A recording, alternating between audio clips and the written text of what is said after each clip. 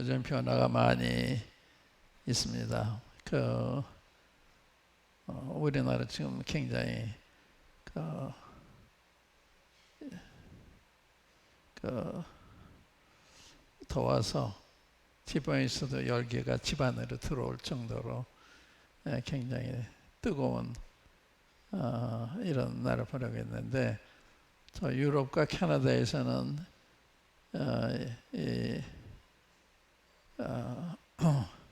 폭염으로 인해서 많은 사람이 사망하고, 또 지난주에는 홍수를 통해서 또 많은 사람이 사망하고, 이런 이상 기온에 의한 피해가 점점 늘어가고 있는, 또 앞으로는 어떠한 그런 또 일이 벌어지는지 하는 이런 두려움도 있습니다.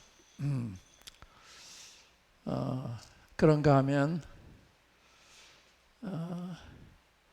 지난 수요일날 영계에서 일어나는 일들이라는 말씀드렸는데, 지금 이 세상은 엄청난 속도로 엄청나게 변화가고 있는, 이게 이제 현재 과학자들이 미래를 내다보고 있는 세상입니다. 그러니까 앞으로의 세상은 지금 세상은 많이 다른 이런 세상이 되는데, 계시록 13장에 보면 적그리스도가 사람들의 이마와 오른손에 표를 주잖아요. 그 표를 받은 사람들 외에는 매매를 못하게 하는 이런 날이 오는데, 요즘에 이 과학에서 말하는 걸 보면 심각한 것들이 많습니다. 그게 이제 일종의 칩이라고 그러는데, 앞으로는 과학이 발달을 해서 지금 이제 진행 중에 있는 것입니다만은, 우리가 만약에 백신 속에도 그런 우리 유전자 DNA를 변형시킬 수 있는 게 들어있대요. 앞으로 이제 더 발달하게 되면 유전자가 변형이 되고, 또한 컴퓨터가 더 발전하면 중앙에 있는 컴퓨터에 의해서 사람이 조종을 당하는, 그러니까 이제 우리의 염색체 이 DNA가 변형이 되고, 이게 이제 중앙 컴퓨터에서 우리를 컨트롤하게 되면 우리 마음대로 못하는, 이제 컴퓨터의 조종을 받는 이런 인간이 되는, 이것은 다 환난 때 일어난 일이기 때문에 우리에게는 해당 안 됩니다만은, 이게 지금 진행 중에 있다고 하는 게, 그래서 지금 의학계에서 논란이 많고, BPM 이런 거 들었죠. BPM이 머리카락보다 100만 분의 1이 작은 거래요. 근데 그것보다 100만 분의 1이 작은 게 나노 기술입니다. 나노라는 기술이 있는데, 그러니까 얼마나 작은 것을 이 속에 많은 정보를 넣을 수 있는지, 이제 그러한 세상이 되면 일단 사람이 기계를 움직이는 것이 아니라 기계가 사람 움직이는 이런 세상이 온다고 이렇게 이야기를 하고 있는데, 그게 먼 데 있는 게 아니고 가까운 데 오고 있는, 지금 이 백신과 연관이 있다고 지금 의사들이 주장하고 있고, 그렇다면 주님 오시면 얼마나 가까웠을까, 휴거는 얼마나 가까웠을까. 환난 때 대질, 환난도 3년 반쯤에 이제 적그리스도가 이런 표를 주는 거거든요. 근데 성경에 있는 것이 지금 이렇게 나타나고 있는 현상인데 정말 놀랍죠. 그러니까 지금 과학 기술인 게 성경이 예언하는 거 관계가 있어서 어떤 일이 일어난다면 성경에 어디 그런 말씀이 있나 생각해 볼 정도로, 그래서 그런 계시록 13장에 적그리스도가 자기를 추종하는 사람들에게 이 표를 줘요. 이 표를 받는 사람 외에는 매매를 못하니까, 이게 오늘 과학자들이 말하는 대로 중앙 컴퓨터에서 오히려 조정을 하면, 잘 이해가 안 될지 모르겠는데, 그게 그러니까 단순한 오늘날 코로나 백신 맞았냐 안 맞았냐 이걸 나누는 게 아니라, 우리 사람 자체가 이제 그 컴퓨터에서 정보를 받는다는 거예요. 이 정보를 받아서 우리가 원하는 거 뭐든지 할 수 있도록. 그러니까 이 컴퓨터 연결이 되지 않으면 그 세상 살아갈 수가 없는, 매매도 할 수가 없는, 그러니까 그 정보를 못 받으면 매매도 할 수 없고 굶어 죽어야 되는, 그러니까 그런 식의 이런 표 혹은 칩이 아닐까 이렇게 생각을 하게 되는데, 이게 지금 진행 중에 있으니까 정말 무서운 세상으로 지금 이게 발전해 가고 있는, 우리 많은 사람들 모르잖아요. 이 첨단 지금 이 과학이 어디로 향하고 있는지, 어디까지 갈 것인지. 그런데 이제 그게 요즘 과학에서 이야기하고 있는 현재 진행되고 있는 기술입니다. 그러니까 사람의 진행이라는 게 보통 놀라운 게 아니고, 그 다음에 이제 적그리스도가 세상을 통치하잖아요. 온 세상을 통치하는데, 통치하려면 그만한 초인적인 지혜가 필요하죠. 지금 한 나라도 통치하기가 어려운데 전 세계를 통치하려고 그러면 초인적인 지혜가 필요한데, 그게 아마 요즘 AI라고 하는 인공지능에 의해서 만들어진 이런 기계 사람이 아닐까. 그러니까 추측입니다. 그래서 생각해 보는 건데, 그러니까 이 세상 어떻게 통치할 건가. 지금 통치가 어려운 이런 시대에 살고 있거든요. 옛날에는 그저 백성들이 잘 순순히 따라왔는데, 지금은 데모를 하고 반역을 하고 이러기 때문에, 폭동을 하고 그러기 때문에 통치가 매우 어렵죠. 그러니까 그럴지 모르고, 그 다음에 제가 이제 2차 대전 때 일본이 진주만을 공격하잖아요. 여기가 태평양 전쟁이라고 그러는데, 그때 미군보다 일본군이 상당히 강했고, 또 이 비행기 수도 많고 선박도 더 많고, 미국에 굉장히 열세에 있었어요. 그런데 미국이 뭘 했는가 하면, 이제 일본 비행기를 공중전에서 이길 수 있는 그런 비행기를 만들어내요. 그러니까 아주 밤낮으로 일을 해가지고 빨리 만들어내요. 배도 만들어내고. 그래서 반전이 돼가지고 일본을 이겼는데, 그거 가만히 보면서 미국 같은 지도자들은 미래에 자기 나라를 보호하기 위해서 과학기술을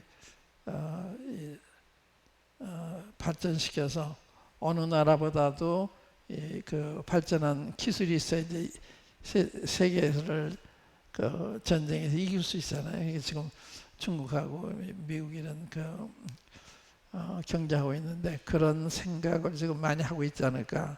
그러니까 기계만 좋은 게 아니라 사람 자체를 변조하는, 좋은 기계만 아니라 사람 자체를 컨트롤하는 이러한 기술을 개발해가고 있는 게 아닌가, 이런 생각이 들어요. 그런 걸 다 종합해 볼 때, 그러니까 이 앞으로의 세계가 단순하지 않은, 모자는, 이게 먼 게 아니에요. 모자는 지금 우리 이제 사도행 8장을 공부하고 있는데, 이 8장을 보다가 이 교회라는 게 이제 눈에 띄어서, 교회. 8장 1절에 보면 사울이 그의 죽임당함을 마땅히 여기더라. 그날에 예루살렘에 있는 교회에 큰 핍박이 나서. 왜 교회를 핍박했을까? 또 3절에 사울이 교회를 잔멸할세 각 집에 들어가 남녀를 끌어다가 옥에 넘기니라. 교회 이게 뭐냐? 이게 주님 당시만 해도 교회가 지상에 없었잖아요. 지상에 교회가 없었습니다. 주님이 그 승천한 후에 성령이 오심으로써 교회가 탄생했잖아요. 예루살렘 교회가. 근데 이 교회를 지금 핍박하는 거예요. 누가 핍박하냐? 유대교회가 핍박하는 거예요. 근데 교회 역사를 보면 순탄한 때가 없었어요. 항상 미움받고 핍박당하고 압수당하고 우리가 히브리서 보면 그런 어떤 핍박을 받았는 한 것이 10장 11장에 나오는데 이상하죠. 교인들은 착하잖아요. 선하잖아요. 또 사랑으로 행하잖아요. 우리 주님이 가르치면 그러니까. 주님도 악한 일을 하나도 안 하셨어요. 선한 일만 하셨죠. 그런데 그렇게 싫어한 거예요. 주님이 핍박했으면 그건 우리를 핍박한다는 걸 의미하는 거예요. 주님이 나를 핍박했은즉 너희도 핍박할 거다. 나를 미워했은즉 너희도 미워할 거다. 너희가 이 생 속하지만 내게 속했기 때문에. 그래서 우리가 핍박을 당하고 이런 거는 예상된 일입니다. 우리나라 교회가 주목을 받잖아요. 이런 사회주의 국가에서는 교회는 잔멸해요. 교회를 잔멸한다는 말은 파멸하는, 없애버리는 목적이. 그래서 북한에는 교회가 존재 못하잖아요. 그런 세상을 치닫고 가고 있는 이런 시대를 살고 있는데 몽하지 잘 모르니까. 그러니까 이면에서 이 원수들은 놀라운 그 음모를 행하고 있는데 우리가 모르는 거예요. 음모를 하고 있기 때문에 뒤에서. 그래서 최소한도 이러한 위험한 때 성경에는 너희는 알라 말세에 고통하는 때가 이르리니 그랬잖아요. 디모데후서 3장에 고통하는 때가 위태로운 때. 그러면 사람이 자기를 사랑하고 돈을 사랑하고 쾌락 사랑하기를 하나님 사랑보다 더하고, 이게 마지막 때의 그 상황을 표현한 고통하는 때로, 고통하는 위태로운 때. 그러니까 이 위험한 세상에 지금 우리 살고 있는 거예요.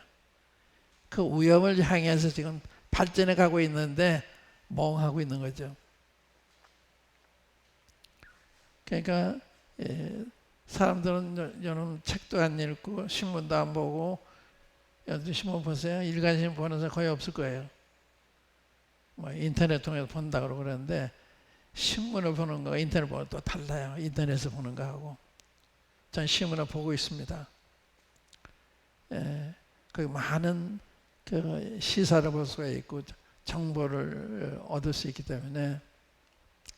근데 요즘은 안 읽어요. 일간지 거의 안 읽습니다.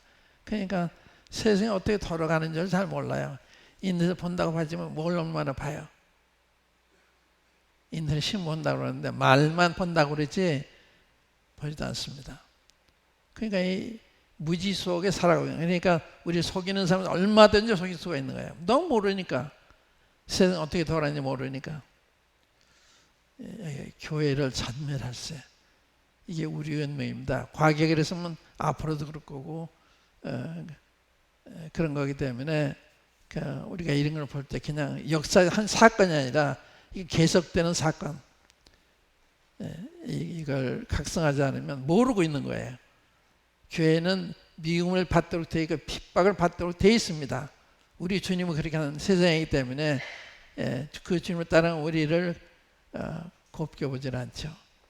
그러니까 그거는 당연하다고 봐야 되는 거예요. 각오하고 살아야 되는 거예요. 거기에 대비한 삶을 살아야 되는 것입니다. 이때도 이렇게 교회를 잔멸한 하서 남녀를 끌어다가 남자 여자를 구분하지 않고 남녀노소를 이렇게 했을 거 아니에요. 이것이 옛날 얘기 아니라 우리의 얘기고 앞으로의 얘기다. 정신을 차리지 않고 이런 세상 토양을 알려고 하지 않으면 그냥 생각지 않은 때 어려운 일을 당하게 되는 것입니다. 그런 세상에 지금 살고 있고 그런 방향으로 가고 있고 우리 주님은 그걸 경고를 하셨어요. 그러나 사람들은 별로 관심이 없어요. 성도들도 관심이 없습니다. 말해도 듣질 않습니다. 그러니까 굉장히 어려운 시대죠. 나중에 이제 컴퓨터에 의해서 사람들이 조종을 받는다 할 것 같으면 그땐 내 의지가 없어요. 컴퓨터 컨트롤하는 건데 내 DNA를 통해서 컨트롤하는 거예요. 그 칩이 그 연결이 되는 거예요. 그러한 기술을 가지고 사람을 지금 조종하기 위해서 기술을 발전시키고 있는 이런 때 이건 공상적인 얘기 아니에요. 그래서 우리는 이 핍박을 보면서 우리를 보는 또 미래를 내다보는 어떠한 핍박이 우리를 기다리고 있나 이런 생각해야 되는 거예요. 그래서 기도가 필요하고 말씀 상고하는 게 필요하고 그래서 이런 때를 어떻게 살아야 되나. 그런데 놀라운 거는 여기 핍박이 일어나도 성도들이 꼼짝 안 해요. 핍박을 당해도. 예루살렘 큰 핍박이 났는데 흩어진 사람들이 돌아다니며 복음을 전하잖아요. 그냥 도망다니는 게 아니에요. 도망다니면서 이렇게 복음을 전했어요. 또 사도행전 5장에 보면 사도들이 우리가 그리스도를 위해서 능력받는 일에 쓰임을 받는다고 오히려 기뻐하는. 그래서 집에 있든지 성전에 있든지 예수 그리스도 전파하기를 그치지 않았다. 이 상태가 참 놀라운 거예요. 그러니까 여기에 우리가 볼 때 이런 핍박이 있는데 그때 성도들은 초연했습니다. 당연한 걸로 생각해서 그걸 영광으로 생각해서 핍박받는 거 영광으로 생각하고 나 같은 것은 주님의 이름을 위해서 이런 핍박을 받게 하신다. 영광으로 생각한 거예요. 피하려고 그러지 않고. 그런 걸 보면서 우리를 봐야 된다. 앞으로의 나를 봐야 된다. 지금도 보세요. 우리가 20명밖에 못 모이잖아요. 이런 걸 보면서 느낌이 없는 거예요. 느낌이. 이게 그냥 나타나는 현상이 아니에요. 그러니까 코로나 하면 그 무슨 뜻이에요? 그냥 전염병이에요? 하나님과 연관이 있는 거예요. 또 이 앞으로와 연관이 있는 거예요. 그러한 시각으로 이거 모두 볼 줄 알아야 되는데 하나님 말씀 모르면 그렇게 봐지질 않죠. 생각도 안 나죠. 그 다음에 이제 오늘은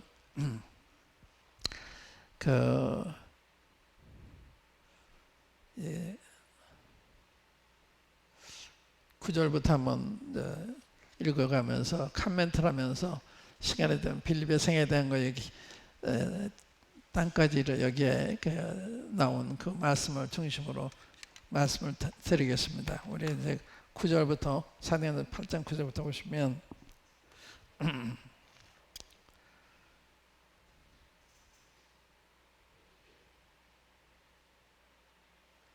그 성에 그러니까 사마리아 성에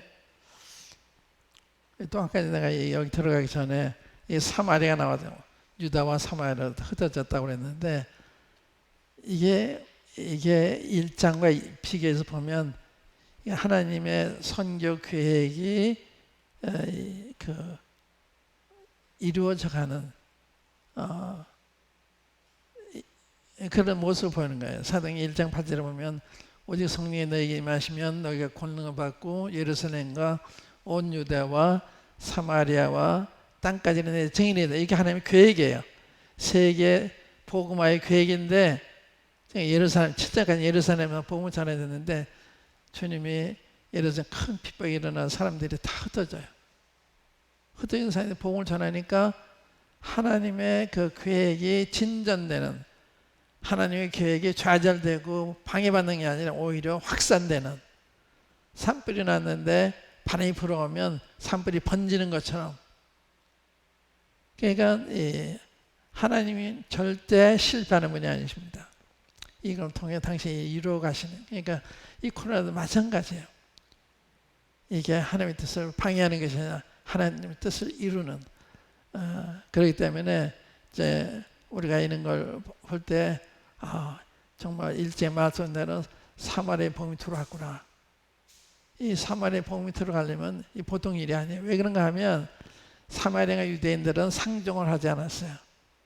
이 사마리아 사람들은 이방 사람들과 결혼해서 생겨난 이 혼혈족이기 때문에 유대인들은 멸시를 하는, 그 동네도 들어가지 않는. 그런데 빌립이 거기가 복음을 전해요. 너무 놀랍죠.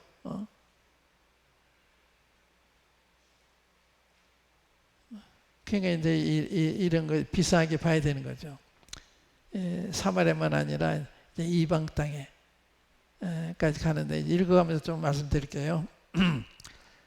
그 성에 시몬이라는 사람이 전부터 있어 마술을 행하여 사마리아 백성을 놀라게 하며 자칭 큰 자라 하니 낮은 사람으로부터 높은 사람까지 다 청종하여 가로되 이 사람은 크다 일컫는 하나님의 능력을 하더라.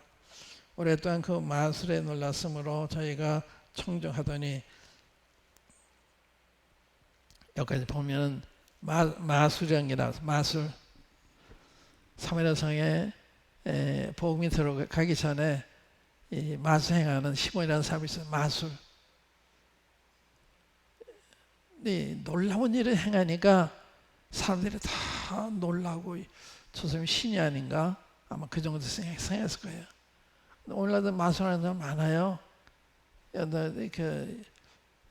텔레비에서 지금은 잘 진행되는지 모르지만 사람 턱 밀면 벌떡 넘어지잖아요.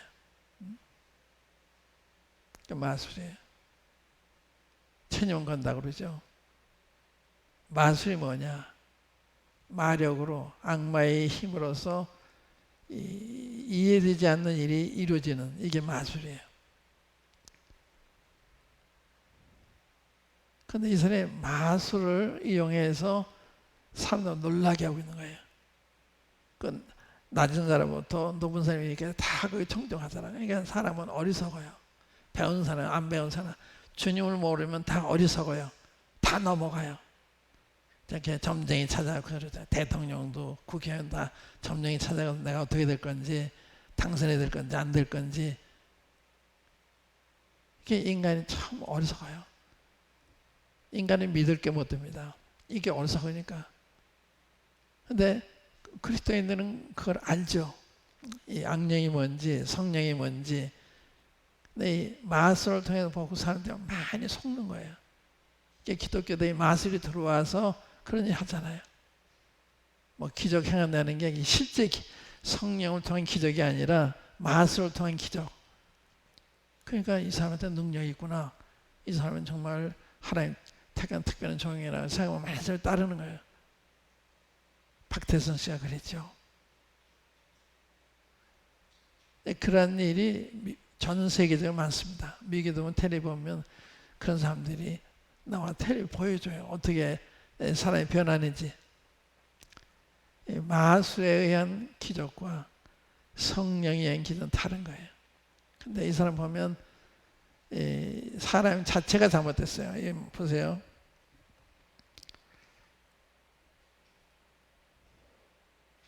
그 구절에 보면 자칭 큰 자라 하니, 이런 사람은 자기를 높이는, 나는 특별한 사람이다, 특별한 하나님의 종이다, 이렇게 자기를 높이는 거예요. 그러니까 그 사도들은 그렇죠. 사도들은 이런 기적을 행해서 사람들이 와서 절하고 그러면 말리잖아요. 옷을 찢잖아요. 왜 우리가 한 것처럼 그러냐? 주님이 한 것인데. 이렇게 자기한테 영광이 도는 걸 두려워하는, 이게 성경에 나타난 성령님의 쓰임 받는 사람들. 그러니까 사람 자체가 하나님이 크신 분이시니까 그분 앞에 겸손한 사람인 거죠. 이 하나님을 아는 사람은 겸손한 사람이에요. 자기를 높이고 하는 그럴 수가 없죠. 하나님 다 보시고 아시는데. 근데 이 사람은 자칭 큰 자라 했다. 그래서 사람 자체가 문제가 있어요. 그러니까 사람 볼 때는요, 그래서 행한 거 보면 안 돼. 그 사람이 어떤 사람인지, 좀 하나님을 높이는 사람인지, 자기를 높이는 사람인지, 이런 걸 보고 하는 거예요. 우리 자신도 내수 역사는 영이 성령 역사인지, 악령의 역사인지, 악령은 자꾸 우리 마음을 충동을 해요. 교만하게 만들어요. 자랑하게 만들어요. 성령은 그렇게 하시죠. 이런 걸 보고 자기라고 남도 아는 거예요. 그러니까 이 성령으로 말미암은 것과 이 악령으로 말미암는 것은 밤과 낮이 다르다는 거예요. 성령 열매는 사랑과 희락과 화평과 이렇잖아요. 육신에는 현저하니 다 부정적인 거, 악한 거, 거짓된 거, 이거 다 악령에 속하는 거예요. 우리도 거짓말하면 이 사탄의 이용을 당하는 거예요. 악하게 하면 사탄의 이용을 당하는 거예요. 그러니까 그런 거 보고 나 자신을 경계해야 되는 거예요. 내 마음에서 누가 작용하느냐, 악령이 나를 시험하느냐, 혹은 성령이 역사하는 거냐.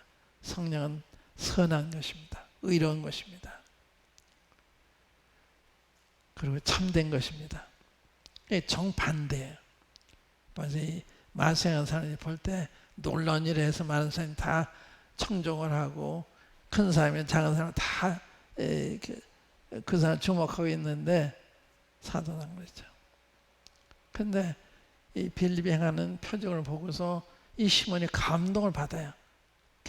따라와서 침례까지 받잖아요. 자, 보겠습니다. 12절에 빌립이 하나님 나라와 및 예수 그리스도의 이름에 관하여 전도함을 저희가 믿고 남녀가 다 세례를 받으니 시몬도 믿고 세례를 받은 후에 전심으로 빌립을 따라다니며 그 나타나는 표적과 큰 능력을 보고 놀라니라. 사람은 놀래거든. 이 사람이 놀래요. 그러니까 이 악령의 힘이 되는 것은 하나님의 능력에 비해 아무것도 아닌. 그런데 여기 시몬이 믿고 세례를 받았어요. 잘못 세례를 받은 거예요. 그러니까 요즘도 세례를 잘못 주고 잘못한 사람이 많이 있잖아요. 신중을 기해야 되는 것입니다. 잘못된 사람이 들어오면 교회를 어지럽혀요. 구원 받지 않은 사람이 들어오면 어렵게 되는 거예요. 전에 저희 교회에 한 사학가모니 오셔서 저 뒤에 앉아서 한 2년 이상 그렇게 있었을 거예요. 우리 주목한 거예요. 이렇게. 이 교회 어떤 사람이 했나 봐요. 그러다가 어느 날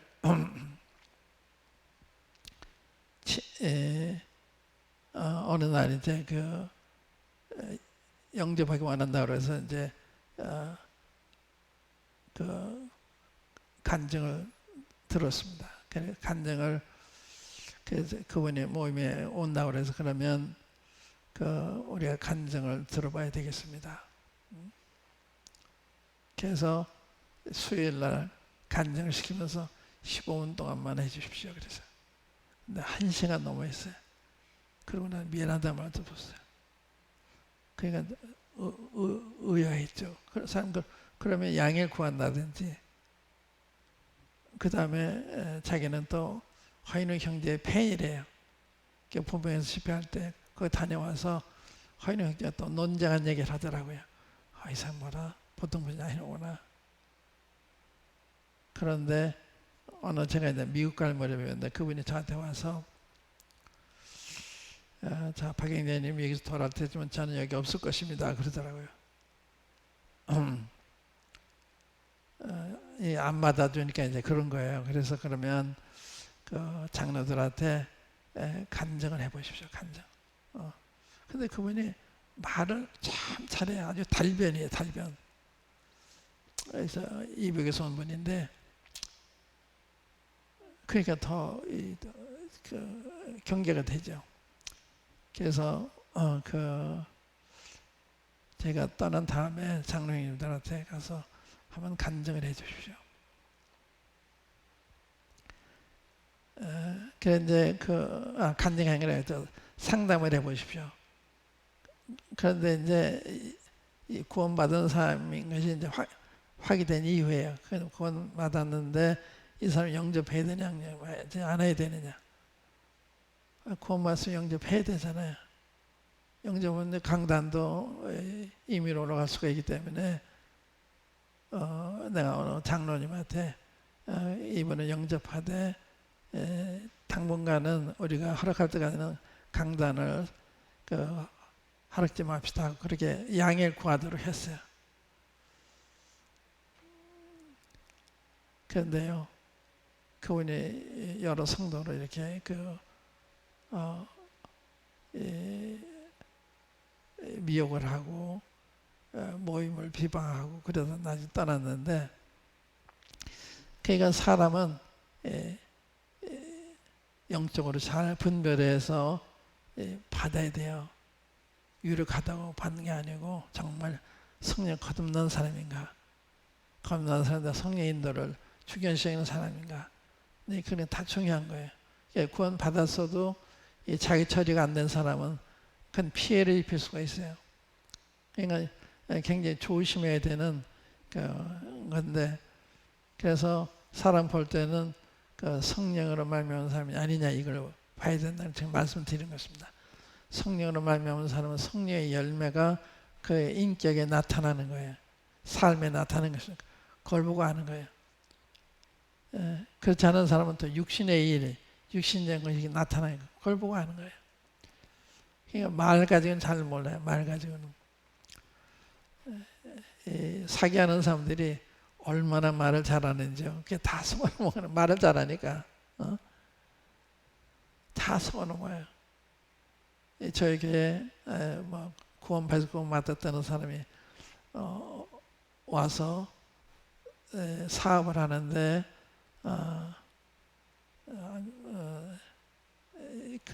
한 20배로 남는 이런 사업인데 자금이 부족하다. 몇 사람을 설득했어요. 장로 형제님들에게 속아 넘어갔어요. 어떤 형제가 와가지고 우리가 건축을 해야 될 텐데 헌금을 거기에 투자해서 20배 나오면 좋지 않습니까? 그래서 내가 헌금은 그런 데 쓰는 게 아니야. 하나님의 돈을 함부로 할 수 있는 게 아니야. 우리한테 그런 권리가 없어. 못하겠거든요. 근데 장로도 속았고 그런 사람 속은 거예요. 내가 그 형제한테 그래 20배 나는 이런 사업이라면 우리한테가 차례가 안 와. 거기 투자할 사람이 많아. 우리한테 차례 올 것 같아? 그게 상식적으로 생각해도 아닌 거예요. 난 사업가도 아닌데. 그러니까 이제 이야기를 들어보면 이게 앞뒤가 맞는 이야기니 이걸 다 분별할 수가 있는데 세상 경험이 적으면 잘 분별이 안 되는 거죠. 좋게만 여기지니까. 그러니까 그 다음에 또 한 사람이 많은 사람을 사기를 했어요. 근데 김포에 구역회라는데 저 꼭 만나겠다고 걔가 왔어요. 그래서 집회 끝난 다음에 잠깐 상담을 하는데 얼마나 신령하게 말을 하는지 그렇게 신령하게 말을 해요. 근데 그 삶 자체가 자기도 교회 잘 안 나가, 자기 자녀들도 안 나가. 말은 그 이상으로 하니까 내가 얘기 다 끝난 다음에 우리 형제 그 형제가 2억이면 그 사람 빌려줘서 2억을 잃었는데 내가 보니까 이분은 사기꾼입니다. 근데 우리 형제는 착해서 우리 형제니까 사기당해서 그냥 좀 이러더라고요. 그 착한 건 착한 거고 분별을 해야 되는데 그러니까 말을 잘해요. 그러니까 사기가 가능한 거예요.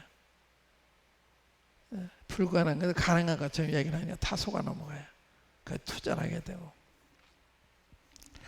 여기 마술사의 특징이 뭐냐? 자칭 큰 자라는 거예요. 자기에 대한 얘기를 많이 하는 사람은 좋은 사람이 아니에요. 성령이 충만한 사람은 주님에 대한 이야기를 많이 하는 거예요. 주님에 대한 그게 특징이에요. 내 영광을 나타내리라. 이게 성령님의 그 사명이거든요. 근데 성령 충만은 자기 얘기하는 거예요. 주님을 자랑하고 주님에 대한 얘기하고 자기는 감추고 그런 거 보고 아는 거예요. 그러니까 그걸 보고 내 자식이 바로 가는 거 아니야. 이걸 판단할 수가 있잖아요. 근데 침례를 잘 줘야 되는데 이걸 보고서 침례를 잘 줘야 되는. 그래서 나중에 이티오피아 내시가 침례 달라고 그러니까 여기 우리 여기 기록되어 있지 않은데 방주에 보면 진실이 예수 하나님 아들 믿으면 가하니라 그렇게 대답하잖아요.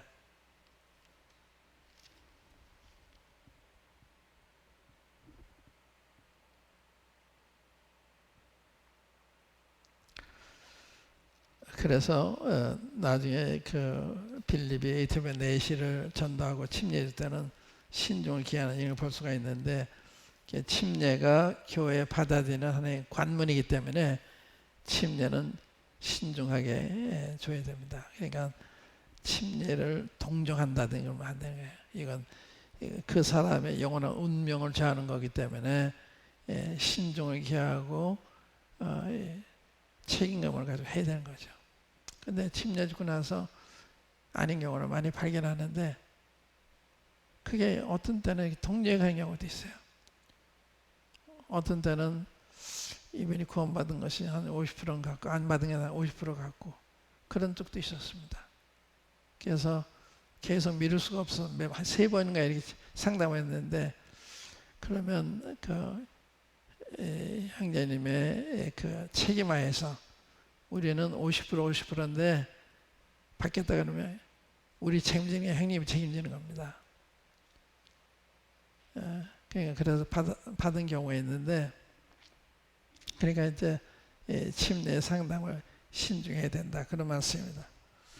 그 다음에 14절에 예루살렘에 있는 사도들이 사마리아도 하나님의 말씀을 받았다함을 듣고 베드로와 요한을 보내매 여기 사마리아도 하나님의 말씀을 받았다. 이게 새로운 상황입니다. 새로운 상황. 그 다음에 예루살렘과 중심으로 복음이 전해졌는데 이 사마리아 복음이 들어간 거예요. 이게 그러니까 누가가 이걸 기록할 때 이게 새로운 일로 본 거예요. 사마리아 하나님 받았다. 11절에 보면 이방인에 대한 것도 나와요. 11절에 보면 11장 1절에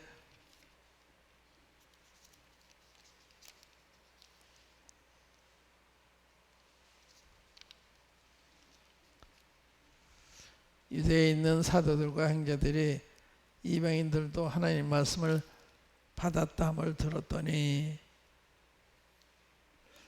그러니까 이게 보통 사건이 아니다 하는 걸 우리가 보여주는 거예요. 사마리아 하나님을 받았다.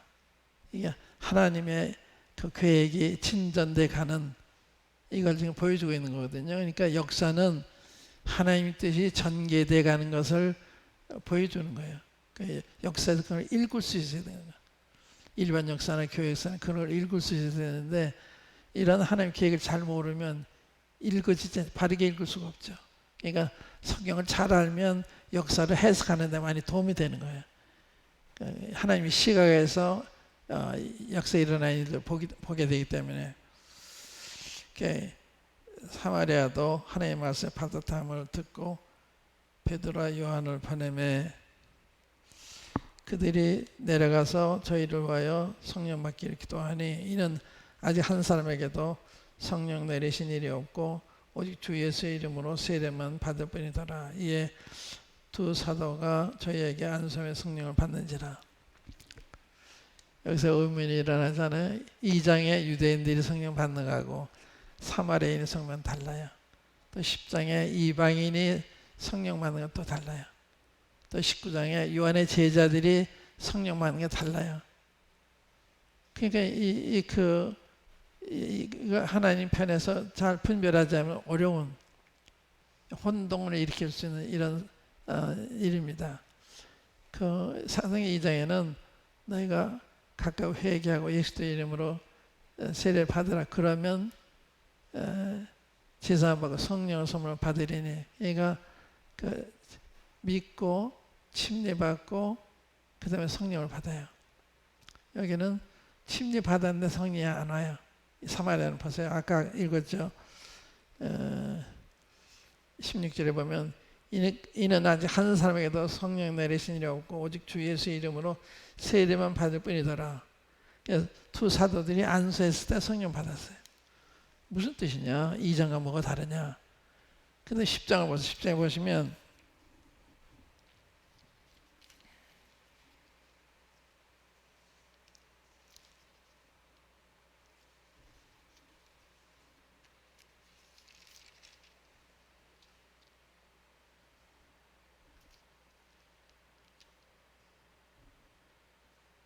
44절부터 44절에 보시면 10장 44절에 베드로가 이 말할 때 성령이 말씀 듣는 모든 사람에게 내려오시니 베드로와 함께 온 할례 받은 신자들이 이방인들에게도 성령 부어주심을 인하여 놀라니 이는 방언으로 말하며 하나님 높임을 들음이라라. 예, 베드로가 가라되 이 사람들이 우리와 같이 성령 받았으니 누가 능히 물로 세례짐을 금하려 하고 명하여 예수 그리스도의 이름으로 세례를 주라 하니라. 그러니까 여기 이방인의 경우는 말씀 들을 때 성령이 임했어요. 그리고 세례를 줬어요. 성령 받고 세례 준 거예요. 그런데 반해서 이제 19장에 보면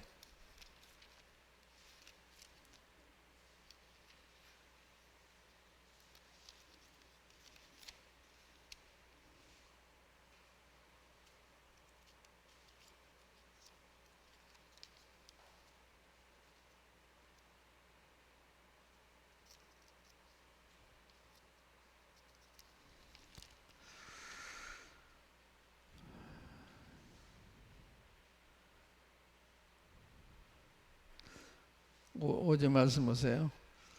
저희가 듣고 주 예수의 이름으로 세례를 받으니 요한의 제자들에게는 바울이 그들에게 안수함에 성령이 그들에게 임하심으로 방언하고 예언도 하니 모두 12사람쯤 되니라.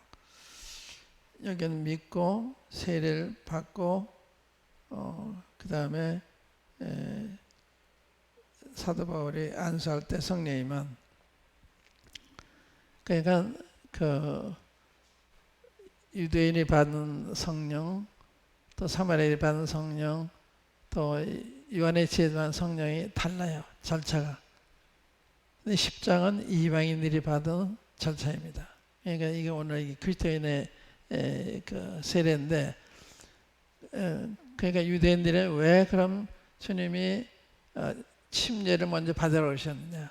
주님 십자가 못 박은 사람들이거든요. 그러니까 그 행동으로 그 이 믿음을 회개와 믿음을 증거하기 원하신 거예요. 그래서 예수 그리스도의 이름으로 세례를 받으라. 그래야면 제사와 성령을 선물을 받으리. 그래 그 사람들이 그 말을 받는 사람들이 세례를 받으면 그러잖아요. 침례를 받으면. 그러니까 예수님 죽인 지 지금 얼마 안 됐잖아요. 40일밖에 안 되는데 이제 그 자기들이 그 이단이라고 여기서 십자가에 못 박은 그분의 이름을 세례를 받으라고 그러니까 정말 우리가 잘못했구나.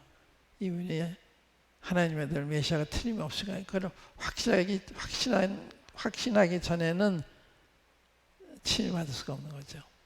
자기 민족을 배반하는 거고 자기 가족을 배반하는 거고 그런 거기 때문에 확실할 때 그렇게 된 거예요.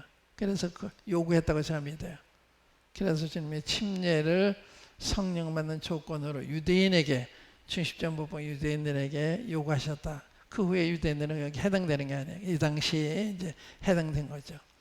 그다음에 사마리아는 왜 그 필립이 가서 복음을 전해 구원받아 침례까지 받았는데 성령이 내려오지 않았냐? 이 사마리아 독자적으로 이렇게 해서 교회가 이루어지면 이 사마리아하고 유대인은 상종하지 않잖아요. 그러면 유대 교회, 사마리아 교회가 두 다른 교회가 될 수가 있죠. 그래서 사도들에 의해서 성령이 임하시는 것을 사도들로 보게 한 거. 그래야 교회가 하나가 되잖아요. 아마 그런데 목적이 있지 않았나. 그래서 빌립이 통해서가 아니라 사도들을 통해서 성령이 받도록 해서 이제 사마리아하고 유대교가 다른 게 아니고 하나라는 걸 확인이 된 거죠. 그 다음에 이제 요한의 제자들도 따로 모였잖아요. 요한의 제자들, 세례 요한의 제자들. 이것도 바울을 통해서 이렇게 성령 받지 않았으면 또 독자적으로 또 요한의 어떤 교회, 또 바울의 통한 교회, 뭐 이렇게 됐을 거라고요. 그래서 이런 의미에서 이런 절차를 요구한 게 아닌가. 무슨 말인지 아시겠습니까? 왜 유대인들한테 침례를 세례 조건, 성령이 받는 조건을 말씀했는지, 또 왜 사마리아 사람들한테 베드로 가서 안수함으로 기도하고 안수함으로 성령 받게 했는지, 또 그 세례 요한의 제자들이 왜 바울의 안수를 통해서 성령 받게 됐는지 그 배경 이유를 이해하시겠어요? 그러니까 이게 그 특수한 상황이었습니다. 이 주님 당시에 주님이 떠난 후에 이 초대교회 막 시작될 때 그렇지 않으면 이게 좀 뭐 유대인의 교회, 사마리아인의 교회, 또 요한 제자의 교회 이렇게 되면 안 되잖아요. 교회가 하나니까. 그러니까 사도들에 의해서 되어지도록 이렇게 해서 하나인 것을 눈으로 보고 확인함으로 이제 배척할 수 없는 사마리아를 배척할 수 없고 세례 요한의 제자를 배척할 수 없고 이제 하나로 받아줄 수밖에 없는 그런 의미에서 이렇게 한 것이 아닌가 이렇게 생각이 돼요. 그러니까 이게 혼동했으면 안 되죠. 어떤 사람들은 오늘도 구원받는 게 따르고 성령 받는 게 따르고 그렇지 않아요. 성령이 임할 때 구원이 이루어지는 거거든요. 이게 동시적인 사건이에요. 구원받는 거, 성령 임하는 거. 그러니까 성령을 소유하는 사람이 크리스찬이잖아요. 누구든지 그리스도의 영이 없으면 그리스도의 사람이 아니라 로마서 8장 9절에 그리스도의 영을 모신 사람이 크리스찬이잖아요. 그러니까 모든 구원받는 사람은 성령이 임재해 계신 거예요. 성령이 임재해 계시지 않으면 구원받는 게 아니에요. 성령이 임재해 계신 건 뭘 하느냐? 성령의 열매를 통해서 하는 거예요. 그러니까 구원은 아주 확실한 거죠. 성령님에 의해서만 나타나는 현상이기 때문에 성령을 받지 않았으면 성령의 열매가 나타날 수가 없는 거예요. 이 성령을 통해서 주님도 알게 되는 거예요. 예수님도 하나님 아들 그리스도인 것을 그래 주님이 가이사랴 빌립보에서 저 제자들한테 너희는 날 누구라 하느냐 했을 때 주는 그리스도시요 살아계신 하나님의 아들이시다 하니까 바요나심을 내가 보겠다 이런 내게 알게 하니는 혈육이 아니라 하늘의 내 아버지시다. 그러니까 하나님 계시를 통해서만 예수님 하는 거예요. 성령님의 계시를 통해서만 예수님을 확실히 아는 거죠. 그렇지 않으면 지식적으로 알기 때문에 진짜 아는 게 아니에요. 코끼리를 만져보고 아는 사람하고 눈 뜨고 코끼리를 보고 아는 다른 거죠. 그러니까 이런 차이가 있다는 말씀을 드립니다. 그러니까 구원 받았냐 안 받았냐는 방과 낫이 다른 거다. 성령 받은 안 받은 사람의 차이기 때문에. 그러니까 그 상담할 때도 이게 너무 분명해야 돼요. 저는 상담할 때 얼마나 복음을 정확히 깨달았나 이걸 보는 게 아니에요. 성령이 그 사람한테 들어왔나 그걸 보는 거예요. 그래서 성령을 그동안 얼마나 봤냐 그러면 별로 못 봤어요 하면 문제가 있는 거예요. 어린아이가 엄마 뱃속에 태어났는데 엄마 젖을 얼마나 먹었냐? 별로 안 먹었어요. 그래서 안 먹을 수가 없으니까 젖달라고 우는 거죠. 생명이 있기 때문에 없으면 울지 않아요. 또 살아있으면 움직이잖아요. 호흡하잖아요. 이게 살아있는 사람과 죽은 사람은 천지 차이죠. 그러니까 성령 반사 안 받는 그런 차이가 있는 거예요. 확실한 거예요. 확실하지 않으면 안 되는 거예요. 그게 성경이 말씀하는 그리스도인의 모습입니다. 그리스도인의 그 증거예요. 그래서 지금 그 사마리아인들이 베드로 요한이 와서 안수함으로 성령 받는 걸 우리가 봤습니다.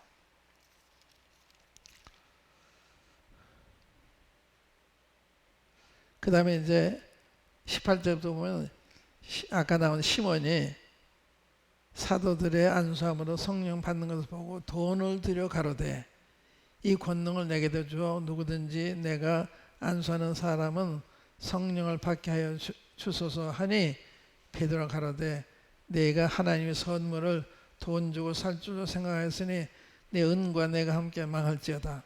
하나님 앞에서 내 마음이 바르지 못하니 이 도에는 내가 관계도 없고 분깃될 것도 없느니라. 그러므로 너의 이 악함을 회개하고 주께 기도하라. 혹 마음에 품은 것을 사하여 주시리라. 내가 보니 너는 악독이 가득하며 불의에 매인 바 되었도다. 시몬이 대답하여 가로되 나를 위하여 주께 기도하여 말한 것이 하나도 내게 임하지 말게 하소서 하니라. 그래서 이 시몬이 이제 믿고 세례 받았다 그러는데 이게 실제 구원 받은 거냐 아니냐? 제 보면은 구원 받은 사람이 아닙니다. 그러니까 벌써 내 중심이 잘못된 사람, 중심이 돈 가지고 가자, 돈 가져. 이 사람은 이제 마술을 통해서 많은 돈을 벌던 사람이 돼서 지금 이 돈이 앞서는 거예요. 그래서 내가 돈을 들어 그 성령님이 내 안에 오셔서 내가 안수하는 마다 성령 받는다면 또 기적이 일어난다면 얼마나 많은 돈을 벌을까 이런 생각을 계산했던 것이 아닌가. 그러니까 사람은 그 중심을 굉장히 중요해요. 중심이 구원받은 중심이 변화해요. 중심이 순수해지는 거예요. 진실해지는 것입니다. 정직해지는 것입니다. 구원받았는데 거짓말한다. 거짓말할 수 있죠. 그런데 순수한 마음은 그렇게 할 수가 없는 거예요. 전에 저희 마음에 그 안식교회에서 20여 년 동안 큰 교회를 2,000명 되는 교회를 했다가 쫓겨나서 우리 천막 집회할 때 우리 늘 따라다니는데 얼마나 겸손한지 얼굴이 빛나고 겸손하고 근데 그렇게 가난해요. 그래서 우리가 도와주려고 그럴 때였는데 이분이 거짓말이 나타났어요. 그래서 침례를 거절했습니다. 지금까지 다 좋게 보였는데 거짓말이 딱 나타나는 거예요. 거짓말이. 그러니까 이제 이번에 부평에 가서 부평 모임에서 이제 침례달라 그러니까 노랭이 형제들이 아니 우리 어떻게 주냐 거절했어요. 또 극동방송에 가서 그때 구원파분들이 이제 방송할 때인데 거기 가서 또 침례달라 그러니까 권사 목사님이 노랭이 형제들 못하니 어떻게 하냐 거절했어요. 나중에 그분이 재정부는 그때 이제 형제들이 오면서 자매가 재정 받는데 그걸 꿰가지고 돈을 빌려간 거예요. 그러고는 잠적했어요. 그리고 나중에 들어보니까 이렇게 많은 비방을 다녔다 그러더라고요.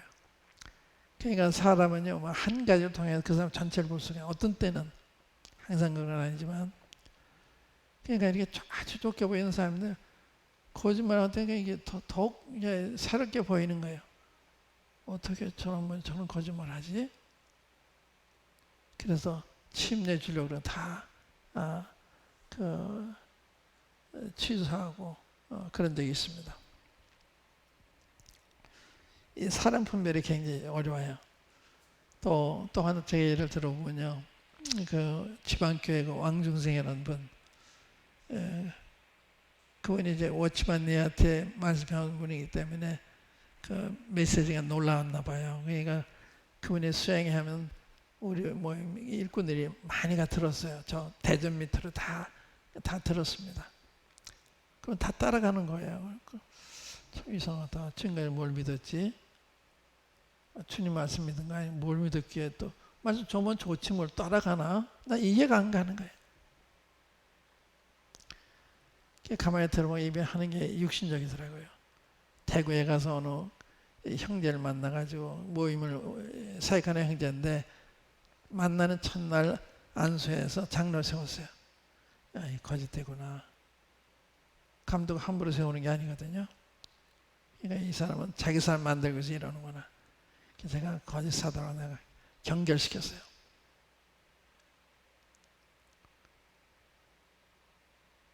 그 다음에 제가 대전에 가서 집회할 때 이분이 제 숙소에 찾아왔어요. 저희 따라간 사역장자들 따라 찾아와서 숙소로 찾아와서 박준 형제는 나를 거짓 교사라고 그러지만 난 형제들의 말을 믿고 형제를 믿는다. 그러면 얘기하더라고요. 그래서 근데 박준 형제 나를 거짓 교사라고 그러는데 그래서 네 제가 말씀드리겠습니다. 지금 이 거짓 교사라고 하는 얘기를 한 증거가 여기 증인들이 없으니까 여기 지금 얘기할 수가 없고 다만 내가 질문하겠습니다. 질문하는데 그거를 설명하지 마시고 장절로 대답해 주십시오. 노량진이 교회가 아니라고 선전하고 다니시는데 어느 말씀에 그리 많으십니까? 그럼 대답을 해야 되잖아요. 장절을 대해서 이런 점에서 교회가 아닙니다. 이렇게 해야 되는데 그렇게 얘기하지 않고 노량진의 교회냐 아니냐 나한테 묻는 것은 자기 얼굴에 똥칠하는 것이요. 이렇게 얘기하더래요. 그건 선동, 자기 대답할 수가 없으니까 딴 말 하는 거예요. 그래서 내가 당신 만나보니까 당연히 더 알겠습니다. 사람은요, 만나보면 어떤 사람을 하는가 이렇게 얘기해보면 이게 정말 하나님이 경외하는 사람인지 자기 생각으로 꽉 찬 사람인지 그걸 알 수가 있는 거예요. 그래서 어떤 형제님은 왜 형제를 그러죠? 난 잘 모르겠다. 난 잘 모르겠다. 그러니까 근데 그분이 어떤 분이었는가 하면 또 그분이 이랬어요. 처음에 이제 그 대전에 모임이 있는데 그 대전교회 간판에 대전교회를 붙였어요. 지나가다가 대전교회라는 게 있으니까 너무 신기해서 올라가서 얘기했습니다. 그때 우종학 또 이 길기수 이런 분들이 같이 교회를 할 텐데 갔다 그러니까 서로 좋아하고 그래서 두 교회가 합치기로 결정을 했어요. 그런데 그 다음에 일주일 지나서 기도를 하는데 우리 두 교회가 합쳤으니까 큰 강당을 빌려야 되지 않겠습니까? 그래 그럽시다. 기도했는데 일주일에 또 이번에 돈 뭉치러 가서 탁 내는 거예요. 그러니까 의심스러워. 이 사람의 뒤에 뭐 줄이 있나 보다 이렇게 된 거예요. 근데 그것까지는 좋은데 그 다음에 그걸 받아들인 우종원 형제님이 서로 저를 찾아와서 자꾸 이분에 대해서 지금 회의가 생긴 거예요. 근데 말을 안 해요. 말을 못 해요. 그래서 얘기해 보세요. 그랬더니 뭐 하나님 말씀 잘못된 게 있습니까? 하니까 그런 건 아니죠. 그러면 형님이 잘못됐죠. 그랬거든요. 근데 난 성령님에 의한 분별을 모를 때예요. 말씀만 가지고 분별하면 말씀만 가지고 몰라요. 말씀 지식의 문제이기 때문에 얼마나 정확한 대답을 할 수가 있죠. 근데 그때 내 깨달음이 뭔가 하면 사람 말씀만 가지고 안 되겠구나. 성령님의 열매보고 알아야 되구나. 근데 그분은 말을 못 하겠는데 지금 마음에 의심은 있는 거예요. 이 표현을 못하는 그런 게 있을 수가 있습니다. 그래서 표현을 못해도 그리스도인의 그 관계라고 하는 것은 교제라는 게 통해서 이루어지는 교제. 그러니까 그리스도인은 성령 안에 있기 때문에 교제가 되어지는 거예요. 교제가 안 되어지면 문제가 있는 게 있어요. 믿지 않는 사람이기 때문에 교제가 안 되어지든지 믿는 사람인데 죄 가운데 있으니까 교제가 안 되든지 그러니까 교제가 굉장히 중요한 거예요. 이 빛 가운데 교제가 이게 되어지는 거거든요. 교제가 안 되어지면 문제가 있는 거예요. 문제가. 근데 그때 전 그것까지 생각을 못 했는데 그래서 이 형제님이 회의가 들어서 나한테까지 찾아왔는데 뭐냐 그러니까 어떻게 표현할지 몰라서 말을 못 하신 거예요. 제가 그분의 입장을 잘 몰랐습니다. 그래서 사람을 정확히 분별하면 성령님을 통해서 분별하는 성령은 카피할 수가 없어요. 성령 안 계시면 성령님을 꾸며낼 수가 없습니다. 그러니까 성령님을 통해서 이제 성령 인도함 받는 사람인지 아닌지 그건 성령 열매 보면 아는 거거든요. 그래서 저 오늘 시간이 많이 갔네요. 많이 가서 여기까지만 해야 되겠네요. 그래서 그 시몬이 구원받기 전, 믿기 전에 자칭 큰 자라 문제가 있었다. 그 다음에 마음에 악독이 가득한 자다. 불의에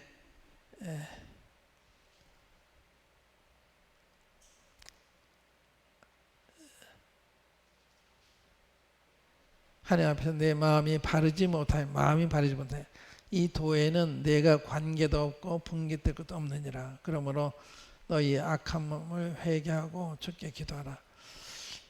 홍마음에 품은 것 사회 출연을 기도 안 하잖아요. 기도 안 하고 베드로가 기도해 달라고 그러잖아요. 입사들 보면 시몬이 대답하여 가로되 너를 위하여 주께 기도하여 말한 것이 하나도 내게 임하지 말게 하소서. 자기 기도해야 되는 거야. 자기가 회개해야 되는 거거든요. 근데 안 하고 베드로가 기도해야 되는 거예요. 그러니까 마음이 지금 바르지 못한 아직까지 정말 이 메시지가 들어왔다면 맞아요. 저는 악독이 가고 불의에 매인 사람이 틀림없어요 하고 회개를 했어야 되는데 안 돼. 이런 분들은 회개하기 어려운 거예요. 마음이 악으로 굳어있기 때문에 쉽게 되는 게 아닙니다. 그러니까 정말로 회개하면은 그 진실이 나타나는 거죠. 이 기도도 안 되는 거예요. 그러니까 바울한테 베드로한테 기도할 때 하려고 지금 그러는 거잖아요. 그러니까 이제 문제가 많은 이런 걸 여기서 볼 수가 있습니다. 오늘 여기까지만 하죠. 시간이 됐으니까 여기까지 하고 다음 시간은 빌립에 대한 이야기를 이 사도행전에 있는 이 책을 자세히 보세요. 배울 바가 많아요. 이 빌립에 대해서. 한번 기도하십시다. 아버지 하나님, 저희들에게 성령님을 주셔서 저희도 주의 말씀을 사모하게 하시고 깨닫게 하시고 이러므로 아버지 하나님께 속한 것과 아닌 것은 분별할 수 있는 이러한 능력을 주심도 감사합니다. 아버지 하나님, 오늘날 저희들이 이 비상한 때에 살고 있어 이때도 분별해야 되고 또한 우리 주위에 있는 많은 거짓 교사들도 분별해야 되고 이런 것이 많이 요청되는 이런 데 저희들이 살고 있습니다. 아버지 성령님께서 이 성도교회 성도들의 마음에 그러한 영적 분별력을 주셔서 시대도 분별하고 사람도 분별하는 이러한 성숙한 교회가 되도록 인도해 주시기 바랍니다. 주 예수 그리스도 이름으로 아버지 하나님께 기도합니다. 아멘.